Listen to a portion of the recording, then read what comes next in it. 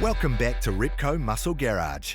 Now, courtesy of Maguire's, we're in Auckland to meet a man who's built two amazing vehicles that are both truly one of a kind. Andrew Anderson's 80s XE Falcon and GT Mustang have become a unique way to pay homage to a rich family racing history. They're based on his dad and Kiwi racing icon Bruce Anderson's famous Pinepac racing team, with a look and distinctive colours which were well known to any Kiwi racing fan back in the day. And these bad boys look period appropriate, right down to the last detail. Bruce's Pinepac exploits, in tow with some titans of the sport like Dick Johnson, across numerous Group A encounters including the groundbreaking Wellington street races, were unquestionably the stuff of legend. It's fair to say they made a pretty big impression on son Andrew growing up, and as you'll discover, have created a legacy that endures with another generation of Anderson racers today. Dad had quite a history of racing. He unfortunately lost his father to a car crash, so he parked it up and focused on us as a family. But in the early 80s, Dad got back into motor racing with my uncle, and I have very fond memories of as a 10-year-old kid getting taken to the workshop before school.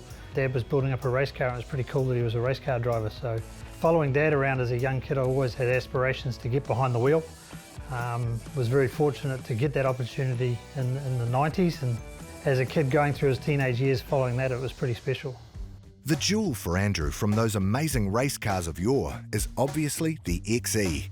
This one's slightly modified from an 82 Fairmont, but with tweaks, it's a perfect stand-in, the ideal canvas for this amazing idea.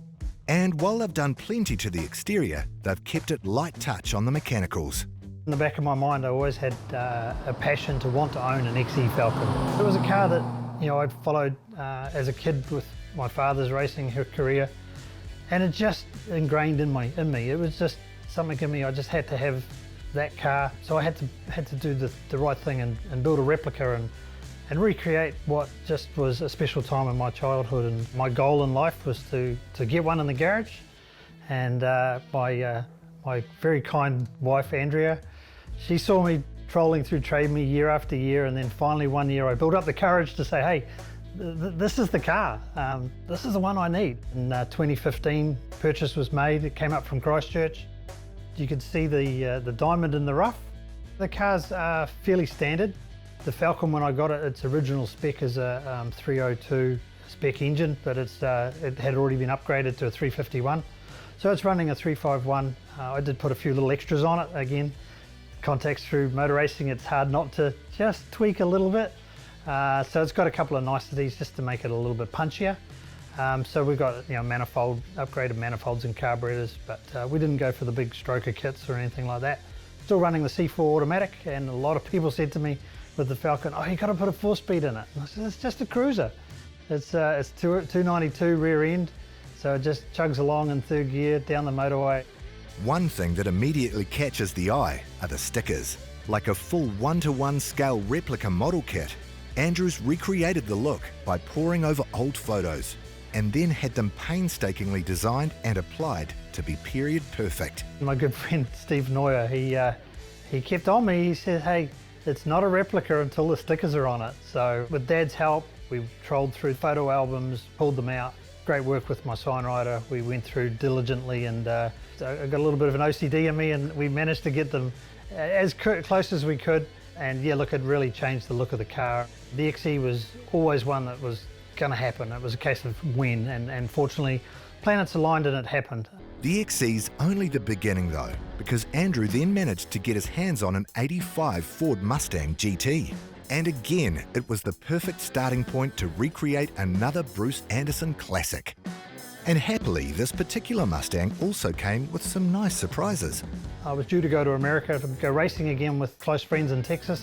COVID shut the world down, as we know, for a couple of years. So I thought, well, let's see if I can bring a bit of America back to me, and started trolling the for sale sites, and lo and behold, this thing popped up. Oh no, it's the exact car that the Group A cars were based on. A GT Ford Mustang, last of the carbureted, 4V, 302s, 5-speed. Oh, it ticked all the boxes. So again, had to have a nice chat with Andrea because it was in North Carolina. Bought it off off a listing online. Then when it arrived here, it unmasked a bit of a story and some secrets, and it started with having a steel bell housing on it. So hang on, someone's put a scatter shield drag racing FIA bell housing on it. Had some traction rods in the back, upgraded suspension, upgraded manifold, and a few other little niceties like headers, exhausts, and all the things I kind of wanted to do to it, but it had already been done. So I haven't been able to uncover from the previous owner what the story was, but I suspect it had been used down the drag strip a few times. We enjoy going out on cruises and going to car shows and being down to Beach Hop, and yeah, it's nice that the cars get appreciated. And what's really cool as a family is that we'll roll up with the XE, and I get a lot of people asking me, is it the original? And then they'll tell me a story of how they know the original car, and it's really cool that the cars have sparked the life again in a part of history that means a lot to the family, and it means a lot to me personally as well. With an obsessive level of detail akin to museum pieces, these fascinating vehicles are the ultimate labour of love and a fitting tribute to a decade of motor racing excellence. But Andrew's dad, the original driver, is also a little bemused by it all. I think there's a degree of madness, I think, involved in doing anything like this. Certainly commitment was something Andrew had, and that came to the fore during these two builds. We committed to build that original XE Falcon. That body shell came out of Australia, taken to our workshops at Pinepac, built up from scratch. Literally, it was a dipped car. So all that commitment that went into our car, Andrew had likewise applied to his. Would I have asked him to do it? No. It's been a huge effort to construct these cars then, but for Andrew, it's been totally worth it. He's proven the apple doesn't fall far via an amazing career in V8s and other classes in his own right, and clearly loves the sport. And Andrew was always enthralled by what his father could achieve in it.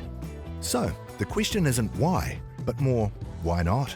Watching my father race with legends of the sport, you know, Dick Johnson, Leo Leonard, Robbie Francevic, you know, and getting to do it with Dad and sharing my career with him throughout has been priceless. As these cars attest to, sharing a motorsport passion has also helped create a deep bond between Andrew and Bruce.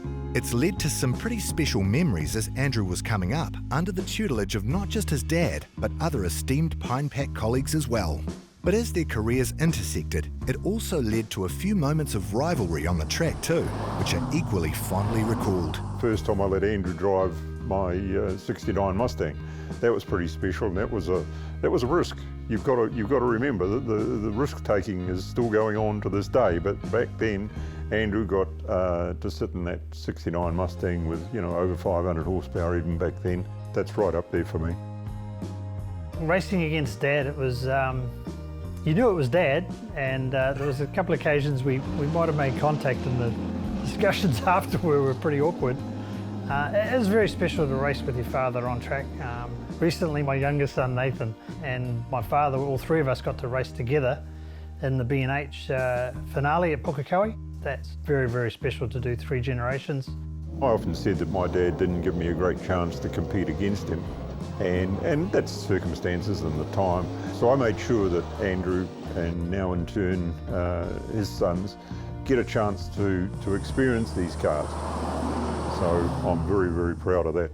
This is an amazing story of incredible moments in New Zealand racing history, of an esteemed family racing pedigree, of an obsession with building the perfect tribute. What is it about motor racing that fuels the Anderson passion and everything that comes with it? 4 generations of Anderson's been hill climbing and endurance racing and touring car racing, so I don't know, it's the old adage of it's in your blood, and it's just in your blood. And we tried to explain that to my young boys when they were really little. Why do we like cars? And it's like, it's in your blood, you've got it, sorry. And now we're both getting to watch the next generation, and I'm getting to share what he shared watching me, watching my son and his grandson doing exceptionally well, and yeah, and long may it continue. We'll see you next week on Repco Muscle Garage.